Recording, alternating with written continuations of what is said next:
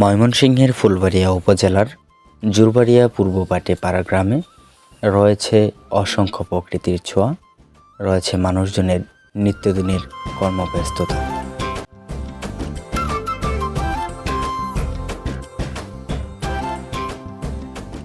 শেষবেলার পরন্ত বিকেলে পশ্চিম থেকে সূর্যের লাল রশ্মি ছড়িয়ে পড়ে কাশবনের ফাঁকে। চারদিকে সবুজের ভিড়ে রয়েছে জলাবদ্ধতা। এ প্রকৃতি দেখলে মনে হয় এ সৃষ্টি যেন বাঁচিয়ে রেখেছে এখানকার জীবন ও জীবিকাকে। এ সৃষ্টি এক অনন্য নজির।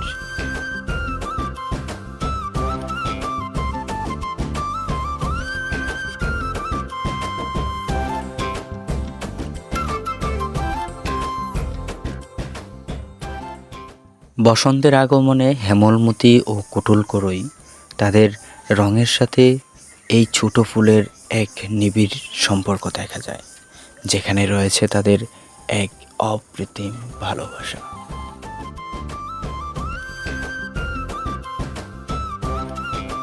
রাস্তার দুপাশ ধরে অগণিত ছোট ছোট নাম না জানা অনেক বৃক্ষের সন্ধান পাওয়া যায় হরহামেশায়।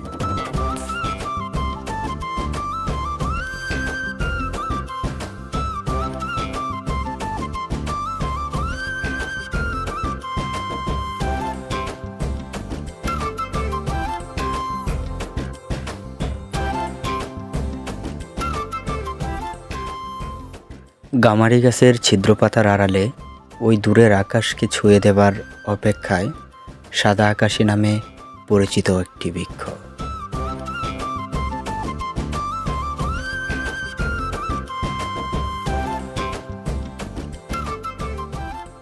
একদিকে সারি সারিভাবে ফুটে থাকা বাট ফুল বা বনজই ফুল গাছগুলো প্রকৃতির অপার সৌন্দর্যগুলোকে যেন একাই দখল করে রেখেছে।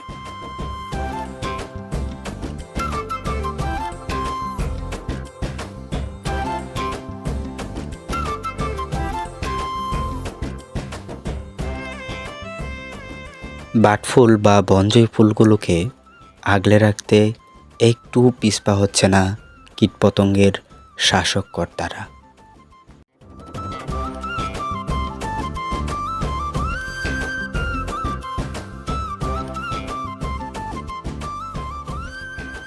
প্রাকৃতিক সৌন্দর্যের প্রতীক হলো কাশবন।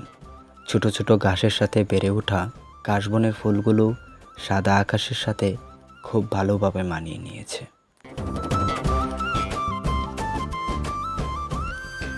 দেশি মরিচের আবাদ এখানকার মানুষের দৈনন্দিন রান্নার চাহিদা পূরণে খুবই গুরুত্বপূর্ণ ভূমিকা পালন করে।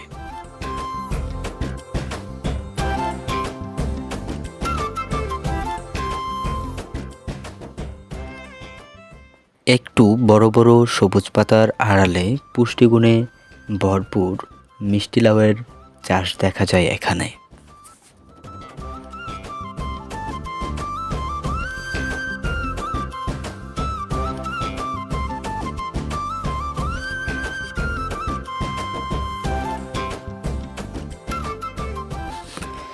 মিষ্টি লাউয়ের যত্নে যেন কোনো ত্রুটি না থাকে সেটা দেখার জন্য পরন্ত বিকেলের শেষ মুহূর্তের কাজ সম্পন্ন করতে একজন বাইকে দেখা যায়।